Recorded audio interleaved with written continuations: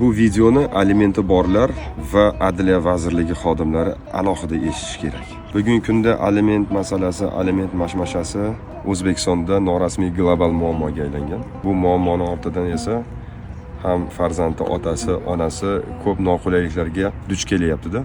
Va shu bilan birga bugungi kunda hukumatimiz jamoatchilik ajralishini oldini olish uchun nimalar qilishimiz kerak degan savol yuzasidan ko'p kengashlar o'tkazib, bu kengashlarda esa hech bir oxiri mevasi ko'rinmayapti. Shuning uchun men bir taklif bilan avvalan aytgan edim, shuni ijtimoiy tarmoqda rasman aytmoqchiman. Bugungi kunda aliment to'lovchi faqat bolani otasi hisoblanadigan bo'lsa, bu erkakni ham, ayolni ham huquqi teng olinmayapti.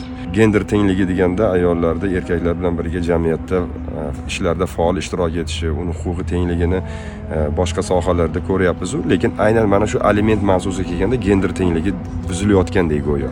Gender tengligini teng qilish uchun bugungi kunda aliment formatini o'zgartirish kerak. Ya'ni oilada kelishmovchilik bo'ldimi, bu oila zaksi bekor qilindimi, demak aliment to'lovchi faqat bolani otasi emas, 50-50 ayol ham to'lash kerak. Bu pulni qayerga to'laydi? Maxsus bir bank tashkil etilib, shu bankga maxsus omonat qo'yiladi va mana shu omonatga bola 18 yoshgacha to'lguncha pul qo'yilib boraveriladi. Shu puldan albatta davlat foydalanadigan, ajratadigan foizga bolaga alohida bir bolalar uchun maxsus plastik karta ochilib, shu kartalarga oyda qancha bo'lsa tashlab berish kerak.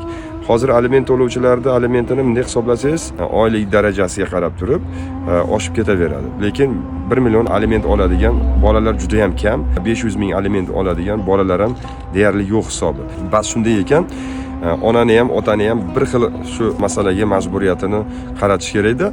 Banklarda maxsus aliment uchun omonat kassalarini ochish kerak. O'sha pulda borib ona ham, ota ham bolasi uchun aliment tariqasida o'sha bankka hisob raqamiga pulni to'lash kerak. U bankda aylangan pul evaziga davlat bolalar deb nomlangan o'sha maxsus plastik kartaga o'sha bolalarda ota-onasidan kelib tushgan pullarni foizini bolalarga tashab berib turish kerak. Ana o'shanda menimcha gender tengligi ham bir xil bo'ladi agar buni shunday deyish mumkin bo'lsa. Keyin ajralishlar soni ham kamayadi. Chunki hozir ko'p ayollar ikkita farzandim bor ekan, eri misol uchun 10 million oylik oladigan harbiy yoki adliya tizimida, huquq tizimida ichki ishlar bo'lsa yoki kattaroq oylik olishini bilsa, ajratsam 5 million menga aliment to'laydi. Menga bu yerda nima keragi bor deb ajrashib ketayotgan paytlari ham bo'lgan, arzimagan sabablarga ko'ra. Shuning uchun bundan keyin shu stilga o'tsam, menimcha ayol ham, erkak ham o'ylab ko'radi, chunki ajrasa u ham aliment to'laydi.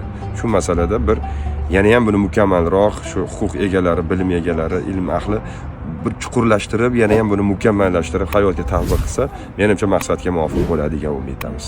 Sog' bo'linglar.